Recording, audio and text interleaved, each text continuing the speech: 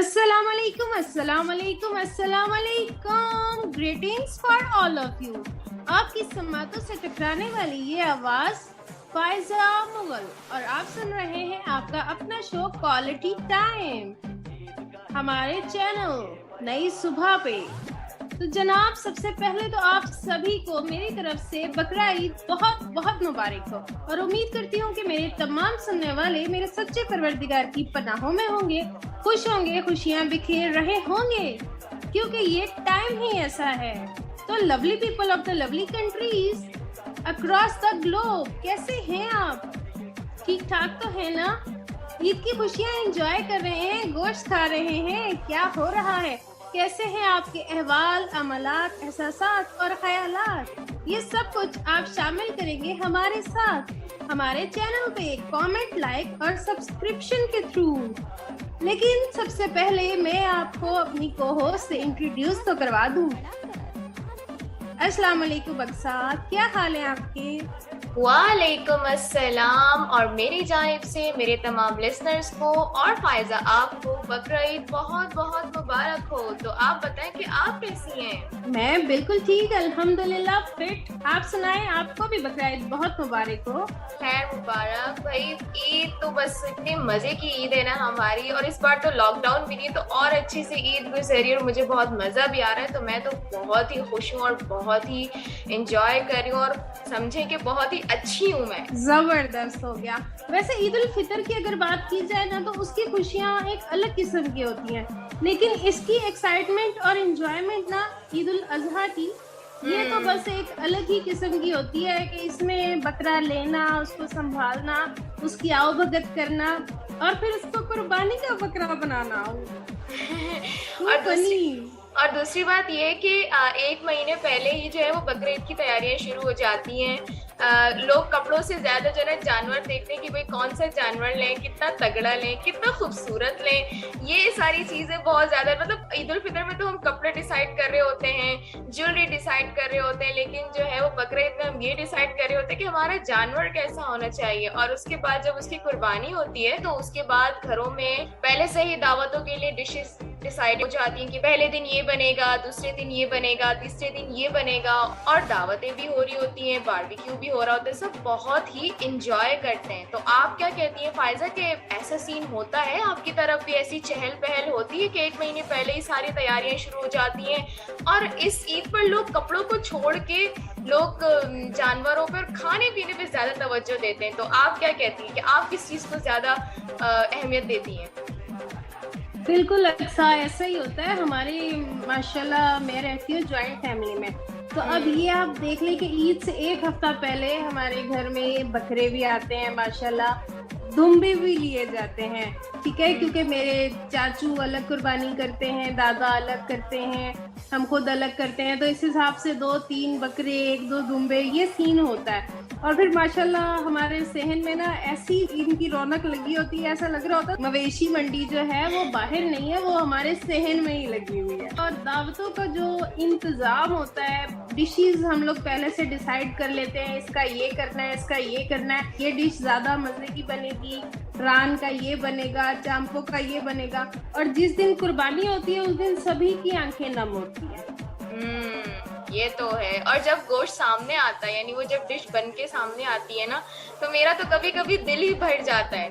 मैं कहती हूँ यार इतना सारा खाना, और मेरे साथ हमेशा ये होता है जब मैं खाना देखती हूँ ना, पहले तो मेरा बहुत दिल होता है मैं ये भी खाऊंगी, मैं ये भी खाऊंगी, मैं ये भी खाऊंगी, लेकिन जब खाना मेरे सामने आता है ना तो मेरा दिल भर जाता है कि यार अब इसमें से क्या खाऊं। अच्छा, आपके साथ तो ये होता है, लेकिन मेरे साथ ये होता है कि ना मुझे उस टाइम वो बकरा और वो दुम्बा बहुत याद आ रहे होते हैं। मैं कहती हूँ अच्छा अल्लाह की राह में कुर्बान हुए ना, चले, वो हमें सवाब भी मिल गया और ये भी कि खाना भी है, लेकिन उस टाइम दिल उस हिसाब से भी भरा होता है कि वाकई दिल भी नहीं कर रहा होता है कि कुछ खाएं हम।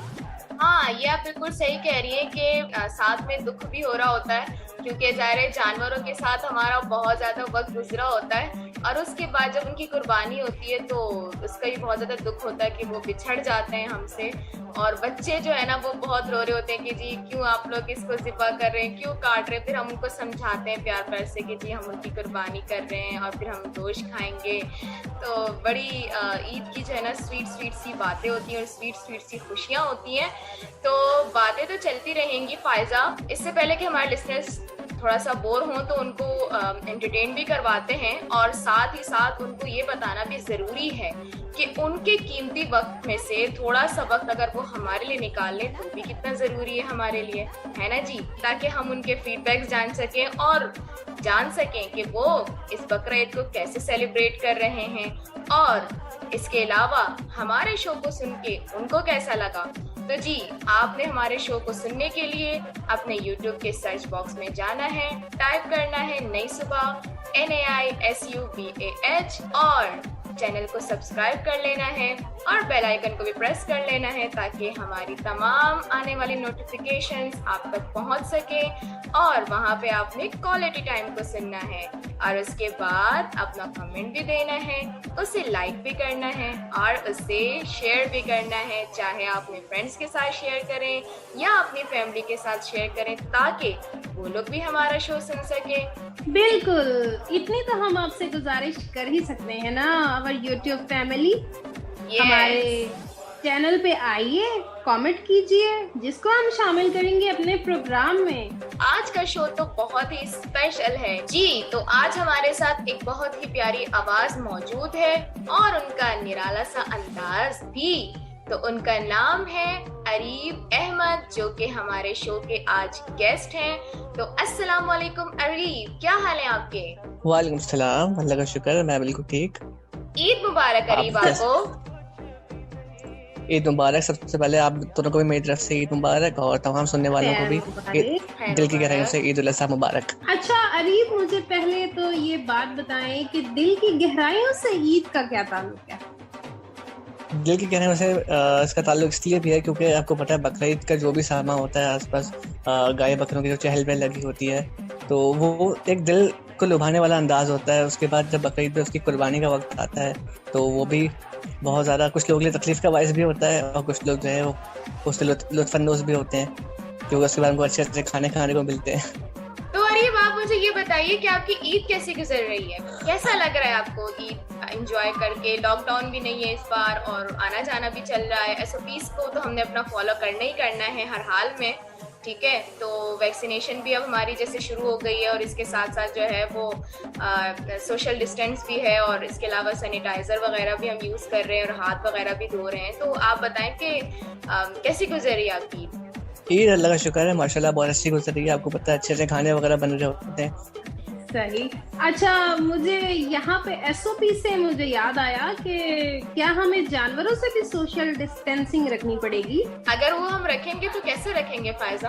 तो ये तो हमें बताएंगे अरीब, क्योंकि गर्ल्स की ईद की खुशियाँ थोड़ी सी चेंज होती हैं बॉयज की निस्बत। बॉयज को तो हर काम में आगे होना पड़ता है। जी बिल्कुल ऐसा ही है, जानवर की देखभाल भी करनी पड़ती है और बस ये है कि जिस तरह हम लोग पहले बिला झिझक जो है इसको हाथ लगा के हाथ वगैरह नहीं धोते थे, थोड़ी एहतियात नहीं बरतते थे, तो अब थोड़ी एहतियात बरतनी पड़ती है और उसका ख्याल भी रखना पड़ता है। अच्छा, आप क्या ज्यादा पसंद करते हैं अपनी ईद पे? बल्कि आपने घर में क्या लिया, क्या हुआ है? बकरा लिया है, दुम्बा लिया है, क्या किया है इस दफा आपने ईद पे? इस दफा हमारा जो है वो बछड़ा आया है, काफी खूबसूरत सा है। सही। अच्छा, आपको पता है कि कुछ लोग जानवरों के नाम भी रखते हैं और आजकल तो टीवी पे इसकी बड़ी धूम है जी। फैसलाबाद में ये और लाहौर में ये और कराची में ये। तो आपको कितना जबरदस्त लगता है ये नाम रखना? जी, मैंने आपको जैसे पहले ही बताया था कि हम लोग जो है वो जानवरों की खूबसूरती को और देख रहे होते हैं ना, जब भी हम कोई चीज़ खरीदने जा रहे होते हैं तो हम ये देखते हैं ना वो चीज़ कितनी प्यारी है और जब उसका नाम रखा जाता है तो फिर तो वो और ही खूबसूरत हो जाती है। तो ये चीज़ मुझे भी अच्छी लगती है कि भाई जब वो चीज़ इतनी खूबसूरत है फिर जब उसका नाम रखा जा रहा है तो वो तो और जब खूबसूरत हो जाए उसे लेने से इनकार नहीं किया जा सकता। तो मैं तो भाई बहुत ज़्यादा फ़ैन हुई जब नाम रखे जाते हैं ना बहुत सारे, तो और जब जानवरों को देखा जाता है तो बड़ी मतलब खूबसूरत सी जो है ना, और फिर उसके अलावा जो है ना सोशल मीडिया पे उनकी तस्वीर जो है ना वो दी जाती हैं कि भाई फलां का इतना प्यारा जानवर आया है। बड़ा ही अच्छा लग रहा होता है जब हम एक दूसरे से शेयर करते हैं अपनी मेमोरीज अपनी फैमिली के साथ, तो फिर जो है वो लोग, ऐसा भी होता है कि लोग एक दूसरे की कॉपी करते हैं, भाई इसने ये वाला जानवर लिया है तो मैं भी ये वाला जानवर, बल्कि मैं इससे अच्छा वाला जानवर लूंगा, ऐसा भी होता है। कंपटीशन, एक कंपटीशन जो है वो चढ़ जाता है कि भाई उनकी ये वाली गाय आई है तो हमारे भी इससे बड़ी गाय आएगी, इससे अच्छी आएगी वगैरह वगैरह। बिल्कुल, ये सारी चीजें होती रहती हैं। और अक्सर आपको ये नहीं लगता कि जो हमारा ईद का मेन मोटिव होता है वो कहीं हमसे छिन जाता है?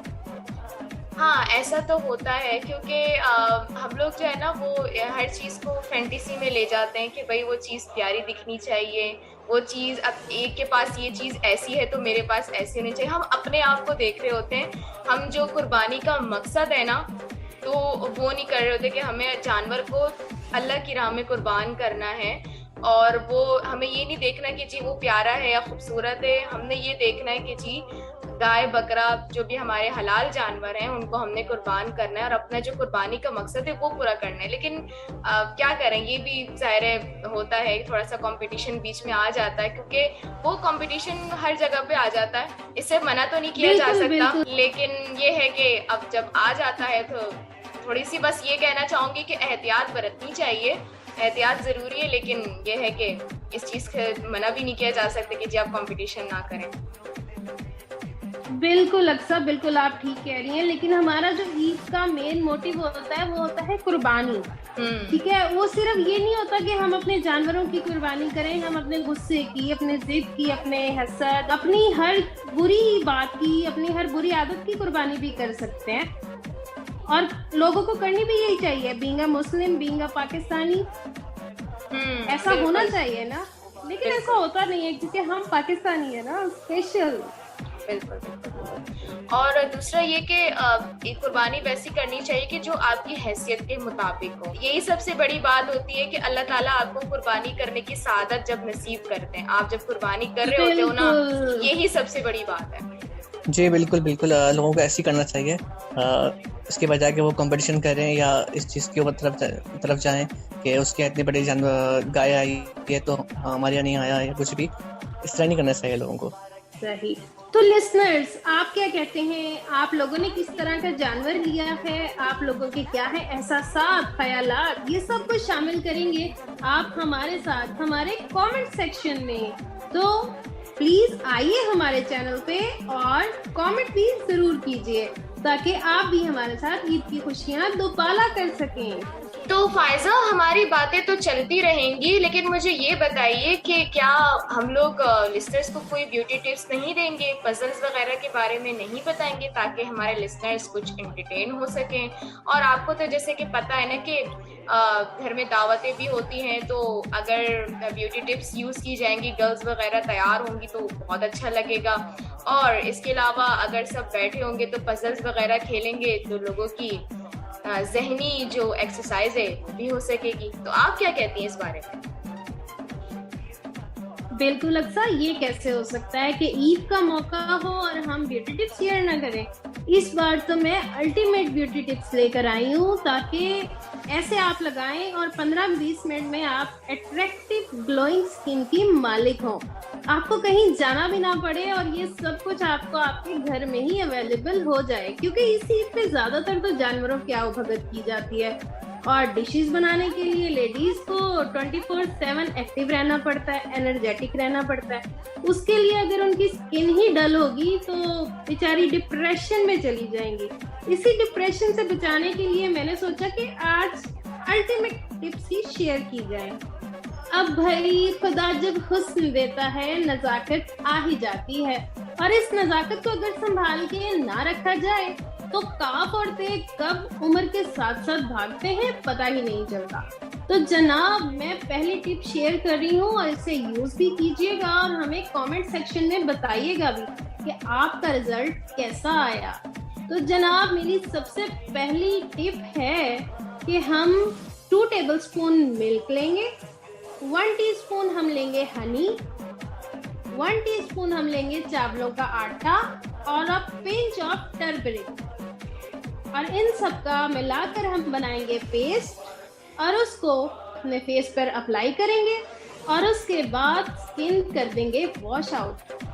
फिर आप अपनी स्किन में ग्लो देखिएगा। हमारी जो भी रेमेडीज होती हैं वो हम इक्वली ही शेयर करते हैं। वो से जेंट्स भी मुस्तफीद हो सकते हैं, बॉयज भी मुस्तफीद हो सकते हैं और गर्ल्स तो होती ही होती हैं। तो जनाब ये तमाम चीजें हर्बल हैं और आप भी लगा सकते हैं और ग्लोइंग स्किन पा सकते हैं। Very good. हाँ जी, और हाँ, आप इस बार जरूर अप्लाई कीजिएगा और मुझे कमेंट सेक्शन में जरूर बताइएगा कैसा रिजल्ट आया आपका, और अपने फ्रेंड सर्कल में भी जरूर शेयर कीजिएगा। हमारी टिप नंबर 2 है, वो इससे भी ज्यादा इजी है और ग्लोइंग भी है।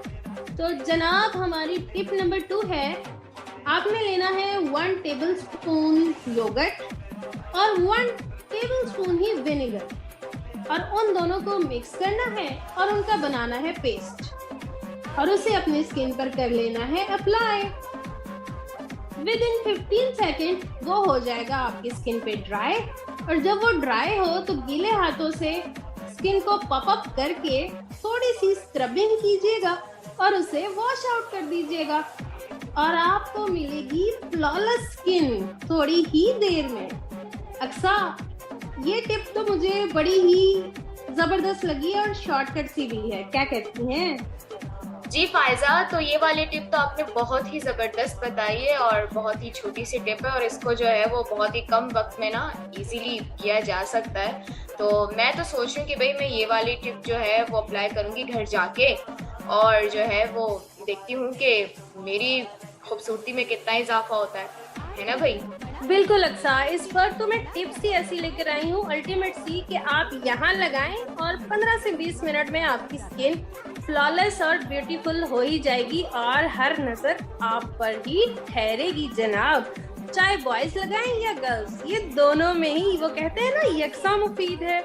ये बिल्कुल वैसा ही सीन है। आपको इनमें से कौन सी टिप अच्छी लगी मुझे कमेंट सेक्शन में जरूर बताइएगा। तो चलिए टाइम को वेस्ट किए बगैर हम चलते हैं अपने पजल सेगमेंट की जानिब, क्योंकि आप लोगों को तो पता है ना, बॉडी की एक्सरसाइज के साथ साथ ब्रेन की एक्सरसाइज भी बहुत जरूरी है। जी फायजा, तो आपने बिल्कुल ठीक कहा कि पजल सेगमेंट हमारे लिए बहुत ज़रूरी है। जिस तरीके से हमारे लिए बॉडी की एक्सरसाइज करना बहुत ज़रूरी है, इसी तरीके से हमारे जहन की एक्सरसाइज भी हमारे लिए बहुत ज़्यादा अहमियत रखती है। तो चलिए हम चलते हैं, अपने सेगमेंट को शुरू करते हैं और चलते हैं अपने फर्स्ट पजल की जानिब, जो कि है, तो जी फायजा बता दूं मैं कि वो क्या है? बिल्कुल बिल्कुल, कंटिन्यू करें, आखिर हमारे YouTube फैमिली की ब्रेन एक्सरसाइज भी तो करानी है ना। जी बिल्कुल, तो हमारा जो फर्स्ट पजल है वो ये है कि मैंने एक परिंदा देखा, चलते चलते वो थक गया, तलवार निकाली, गर्दन काटी और फिर से चलने लगा। तो बताइए कि इसका क्या आंसर हो सकता है? सोचिए सोचिए। फायजा, क्या आपको इसका आंसर आता है? बिल्कुल, मैं सोच रही हूँ। अब जाहिर बात है दिमाग की एक्सरसाइज भी तो करनी पड़ेगी ना आपके पजल का आंसर करने के लिए, लेकिन मैं यहाँ नहीं बताऊंगी, कमेंट सेक्शन में जरूर कमेंट करूंगी। कंटिन्यू कीजिए नेक्स्ट की जानिब। ठीक है, मैं कंटिन्यू करती हूँ। तो आप जब तक इसका आंसर सोचिए तो मैं तब तक दूसरा पजल बताती हूँ आप लोगों को। तो मेरा दूसरा पजल है कि एक ही वर्ड में बताइए, लड़की नीचे खड़ी है, इसका आंसर क्या हो सकता है? हमें एक ही वर्ड में बताना है कि लड़की नीचे खड़ी है। सोचिए सोचिए, ये तो बहुत ही कंफ्यूजन क्रिएट कर रहा है ना फायजा? अरीब, आप क्या कहते हैं, ये कंफ्यूजन क्रिएट कर रही है ना? जी जी, असल में आपकी जो पजल्स है ना वो काफ़ी जो है इंटरेस्टिंग है, और मैं खुद इसका जवाब सोच रहा हूँ और इंशाअल्लाह मैं इसका जवाब आपको कमेंट सेक्शन में ज़रूर दूंगा। ओके, तो जी यही चीज़ हमने आपसे करवानी है, यही आप लोगों की एक्सरसाइज है कि आपने अपने जहन पे थोड़ा सा जोर डालना है और आपने ये फनी से और इंटरेस्टिंग से आंसर देने हैं। फायजा, तो अपने शो को आगे बढ़ाते हैं, और आप क्या कहना चाहेंगी इन पजल्स के बारे में? बिल्कुल, मैं तो यही कहूँगी कि ये ज़बरदस्त से पजल थे और हमारी दिमाग की भी काफ़ी एक्सरसाइजेज हुई है। और मैं ये सोच रही हूँ कि या तो अब मुझे सोच के कमेंट करना पड़ेगा या तो मैं आपको पर्सनल पे बताऊं, लेकिन पर्सनल पे बताने में इतना मज़ा नहीं आएगा। तो क्या कहते हैं लिसनर्स, आप सब मिलके कमेंट करेंगे, भूलिएगा मत। कमेंट सेक्शन में हमें आपका इंतज़ार रहेगा।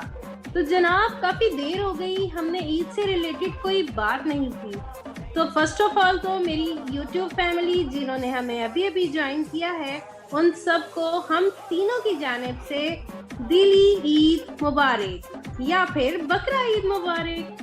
और जनाब बताइए कि आप लोगों के घरों में कौन कौन से पकवान बन रहे हैं, किस तरीके से आप इंजॉय कर रहे हैं गैदरिंग को या फिर कुर्बानी को, तो बताइएगा मुझे। अरीब, हमारा जो है वो ईद के पहले दिन जो है वो सबसे पहले जो है दोपहर में कलेजी बनती है, और कलेजी के साथ एक दो और चीज़ें होती हैं, जैसे कि कोई भी ऐसा कोई सालन हो गया।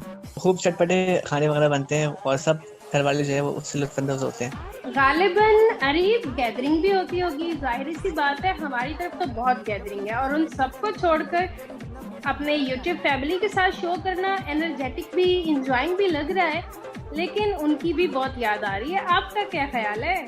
जी, गैदरिंग होती है, तमाम कजन्स वगैरह, दादी दादा और नानी नाना सब लोग इकट्ठे होते हैं, तमाम कजन्स। बहुत एंजॉयमेंट होती है, बहुत मज़ा आता है, सब कुर्बानी रखने भी जाते हैं बाहर।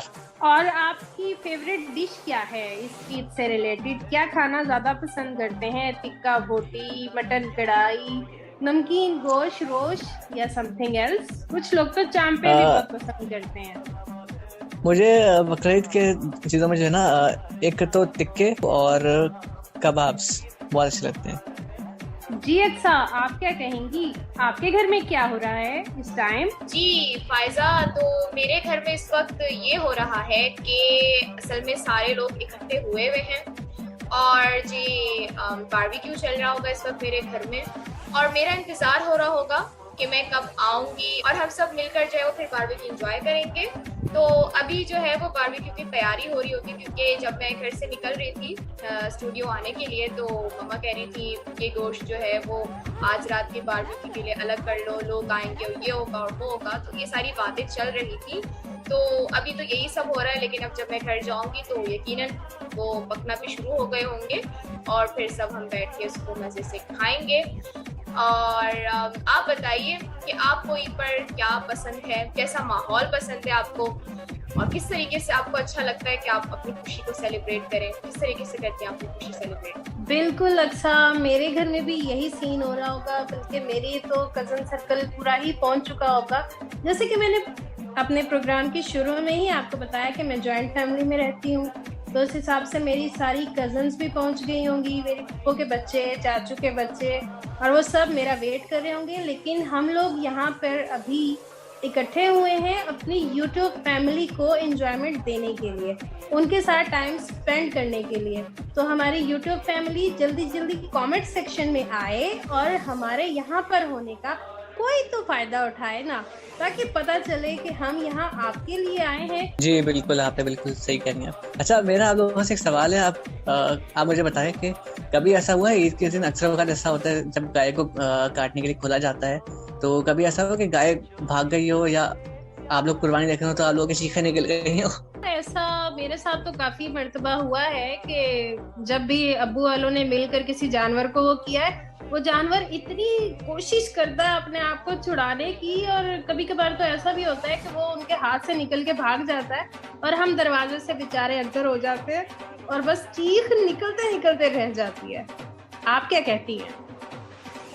मेरे घर पे तो ऐसा नहीं हुआ, लेकिन ऐसा हुआ है कि वो गली मोहल्ले में जो है ना, बड़ी ही एक वक्त ऐसा था कि एक खुराट किस्म की गाय आई हुई थी, और वो जो है जब उसको कुर्बान कर रहे थे, तो जब उसको एक हफ्ते पहले लेकर आए थे, तो वो मतलब जो भी उसको खाना वाना खिलाता था तो वो उसको भी मारती थी। मतलब वो कहती थी कि बस मेरे सामने खाना रख के चले जाओ, मेरे पास मत आओ। रस्सी वगैरह भी उसको बहुत मुश्किलों से बंधवाई और बहुत यानी जो है ना जो बंदा बर्दाश्त कर सकता था उस बंदे ने जो है ना सारा उस गाय की देखभाल की, सब कुछ किया। लेकिन जो जिनकी वो गाय थी तो उन लोगों ने जो है ना वो बेचारे उससे बहुत डर रहे थे।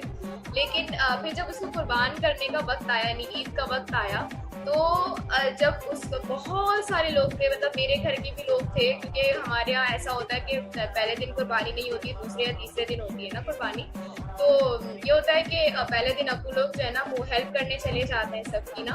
तो अब सब गए हुए भाई अब्बू सब ना गए हुए, हम ऊपर जो है ना खड़े होकर नज़ारा देख रहे हैं कि अब इस खुराट गाय को कैसे जो है वो ज़िबा किया जाएगा।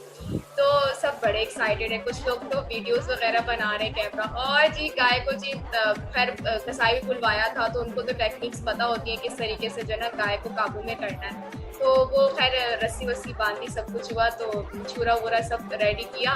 तो जैसे उसको कुर्बान करने लगे वो फौरन उसने रस्सी तोड़ी और भाग गई। और जी इतना सब उसके पीछे भागे, चिल्ला रहे और सब ऐसे कि मतलब जो उसकी वीडियो बनती थी वो इतनी इंटरेस्टिंग थी कि उसकी भागने की वीडियो पर खैर उसको पकड़ने में एक घंटा तो उसको लगा, उसको ढूंढने में इतना भगाया लोगों को, इतना भगाया सबको। फिर बहुत मुश्किलों से डबल रस्सियाँ करके पता नहीं कैसे कैसे उसके पाँवों पे और किस तरीके से वो करके तो वो फिर उसको जो है बहुत ही मुश्किलों से जो है वो उसको कुर्बान किया। और जिनकी वो गाय थी उनको कहा भाई यार आइंदा जरा एहतियात करके ज़रा शरीफ गाय लेकर आना ताकि वो कुर्बान तो सही से हो सके, वो मकसद तो पूरा हो सके कुर्बानी का। बिल्कुल अक्सा, यहाँ मैं आपको एक मज़े का सीन बताती हूँ। लास्ट ईद पे हमारे साथ ये हुआ कि चांद रात को बारिश हो रही थी हमारी साइड पे। तो जनाब मेरे अंकल ने ना बकरे बांधे, बाहर थे वो, हमने स्टोर रूम सा बनाया था, उधर हमने बकरे बांध दिए। आधी रात का टाइम हुआ तो अक्सर मुझे सीट में से ना भागने की आवाज़ें आ रही थी। हम लोग तो डर गए कि अल्लाह ना करे कुछ इस तरह का सीन बन गया है, कोई चोर शोर आ गया है। और खैर हमने डंडे वगैरह पकड़े और उसके बाद हम लोग जब घर से सेहन की तरफ आए तो हमने क्या देखा है जी, चाचू के हाथ में 3 बकरों की रस्सियाँ और वो आगे भाग रहे हैं बिजली और बारिश से डर के, क्योंकि तूफानी बारिश थी। तो उनसे डर के वो आगे भाग रहे हैं और मेरे चाचू उनको कवर अप करने के लिए उनके पीछे पीछे भाग रहे हैं। और क्या वो सीन था, बिल्कुल सिर्फ मैंने मौका मिस कर दिया कि मूवी नहीं बन सकी, अदरवाइज तो वो सोशल मीडिया पे वायरल हो जाती। बहुत जबरदस्त सीन था वो। मुझे जो ये बेचारे जिनके पीछे भाग रहे होते हैं ना जानवरों के पीछे, मुझे उनके ऊपर बहुत तरस आता है। बेचारे इतना थक जाते हैं ना, इतना थक जाते हैं कि क्या बताऊं मैं आपको। उनके ऊपर मुझे बहुत बुरा लग रहा होता है, इसलिए शायद वो बेचारे जबरदस्ती करते हैं उनके साथ कि यार ये भाग ना जाए। अरीब आपके साथ ऐसा कुछ नहीं हुआ, आप बताएं। मेरे साथ ऐसा सीन हुआ था एक दफ़ा, बहुत पुरानी बात है, जब ईद के सेकंड डे की बात है या ईद के फर्स्ट डे की रात की बात होगी। तो चाचू के साथ हम लोग गए थे, हम तीनों भाई ना बाहर गाय वगैरह देखने के लिए। तो एक गाय थी वहाँ पे ना, वो खुराड होगी शायद, हमने खैर उसको फर्स्ट टाइम देखा था। तो उसने पूरा दिन देखा होगा लोग गाय करते हुए ना। तो मेरे भाई ने ना, छोटे भाई ने रेड कलर की शर्ट पहनी हुई थी, उसने उसको देखा, जो उसका सडनली रिएक्शन आया है, रस्सी तोड़ने की कर रही थी वो। और मेरे भाई को देख के ऐसे इतने गुस्से से घूर रही थी कि मैं क्या बताऊँ आप। तो बस इसका मतलब है कि आप लोगों ने तो फिर वहाँ से भागने वाली की होगी, क्यों अरीब? बिल्कुल, जल्दी से हम लोग वहाँ से निकले इससे पहले हमारे छोटे भाई को कुछ करती हो, क्योंकि उसका रिएक्शन वाकई बहुत गुस्से वाला था, वो रस्सी तोड़ने लगी थी। और आपका जो भाई है ना वो पसंद नहीं आया था उसको। नहीं अच्छा, ये जो कुर्बानी के जानवर होते हैं ये रेड कलर से बहुत डरते हैं, उनको खून नजर आ रहा होता है ना उसमें। सही। तो लिसनर्स हमारा शो सुनिएगा और कमेंट भी कीजिएगा। जी तो लिसनर्स, पता ही नहीं चल सका कि वक्त कैसे गुजर गया और बातें तो चलती रहेंगी और मुझे यकीनन आप लोगों के साथ और भी बहुत सारी बातें करनी है, लेकिन अब शो का टाइम हुआ चाहता है ख़त्म। और उसकी वजह यह है कि अगर हम यहाँ पर बातें करते ही रहे तो हमारे घर वालों को भी टाइम देना है और वो भी हमें बहुत याद कर रहे हैं कि काफ़ी टाइम हो गया, आप लोग घर आ जाएं। और इसके अलावा आप लोगों ने और भी शो सुनने हैं हमारे चैनल के, उनको भी आपने एंजॉय करना है। तो अब हम अपने लास्ट मैसेज की तरफ चलते हैं कि हमारे जो आरजेस हैं वो आपको क्या मैसेज देना चाहते हैं। तो मैं सबसे पहले अरीब की जानिब जाऊंगी कि वो आपको इस ईद के मौके पर क्या अच्छा सा पैगाम देना चाहते हैं। तो अरीब बताइए कि आप क्या कहना चाहते हैं लिस्नर से। जी, मैं बस यही कहना चाहूँगा कि आप लोग जो है बकरीद को अच्छी तरह से एंजॉय करें, अपनी फैमिली के साथ एंजॉय करें। और बकरीद से हट के मैं ये बात कहना चाहूँगा कि आप हर चीज़ पे मतलब खुश रहना सीखें और हर हाल में अल्लाह का शुक्र अदा किया करें, नाशुक्री मत किया करें। चाहे कुछ भी है आपके पास या नहीं है, आप अपने से नीचे की तरफ देखें। अपने से देखेंगे तो आपको हमेशा जो है वो मायूसी होगी, अपने से नीचे देखेंगे तो हमेशा आपको शुक्र अदा करने का मौका मिलेगा। ओके, मैं अब आपसे इजाज़त चाहूँगा। अल्लाह हाफ़िज़। फ़ी अमानिल्लाह। जी, तो अरीब आपका बहुत बहुत शुक्रिया कि आप शो में आए और आपने अपने कीमती वक्त में से हमारे लिए थोड़ा सा वक्त निकाला। और लिसनर्स भी आपको सुनेंगे तो यकीनन वो भी आपके बारे में ज़रूर फीडबैक देंगे। अब मैं चलती हूँ फ़ायज़ा की तरफ। तो फ़ायज़ा, आप बताइए कि आप क्या पैगाम देना चाहती हैं। एक बहुत प्यारा सा और बहुत ही एनर्जी वाला पैगाम दीजिएगा, क्योंकि आप बहुत ही एनर्जी के साथ आती हैं शो में। जी बिल्कुल अक्सा, आप बिल्कुल ठीक कह रही हैं। मैं अपने लिसनर्स को पहले तो मैं अपनी पूरी यूट्यूब फैमिली का थैंक यू करूंगी कि वो उन्होंने अपने बिजी स्केड्यूल में से हमारे लिए टाइम निकाला। देन मैं उनको ईद मुबारक कहना चाहूँगी और उनका दोबारा से शुक्रिया अदा करूँगी कि उन्होंने अपनी ईद की खुशियों में हमें भी शामिल किया। और हमें भी आपसे इसी चीज़ की तवक्का है कि आप लोग हमें कमेंट सेक्शन में आकर हमारे प्रोग्राम का पूरा अहवाल बताएंगे। तो जनाब, एक शॉर्टकट से मैसेज के साथ कि जहाँ भी रहिए खुश रहिए, आबाद रहिए, शाद रहिए। और सोशल मीडिया को थोड़ी देर के लिए हमारा प्रोग्राम बेशक सुनने के बाद कर दीजिए टाटा बाय बाय, क्योंकि फैमिली के साथ टाइम गुजारना बहुत ज़रूरी है। फैमिली से ज़्यादा प्रायोरिटी किसी चीज़ को नहीं देनी चाहिए। इसी पैगाम के साथ मैं फ़ायज़ा मुगल आपसे लेती हूँ इजाज़त। फ़ी अमानिल्लाह और वंस अगेन बकरा ईद बहुत बहुत मुबारक हो। जी, तो लिस्टर्स, तमाम लोगों ने अपने बहुत ही प्यारे मैसेजेस दिए हैं। अब मैं भी चलती हूँ अपने मैसेज की जानिब जो कि मुझे आपको देना है।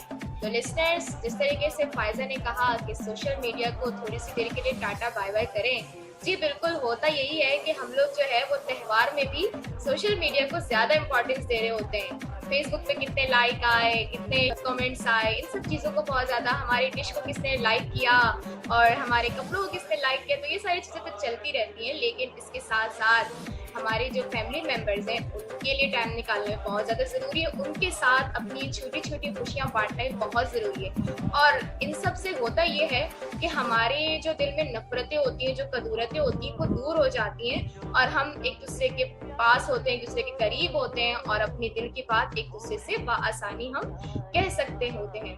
तो इसी के साथ मैं चाहती हूँ आप लोगों से इजाज़त। अब आप लोगों से अगले किसी शो में मुलाकात होगी। तब तक के लिए मुझे दीजिए इजाज़त। अल्लाह हाफिज़। फ़ी अमान अल्लाह।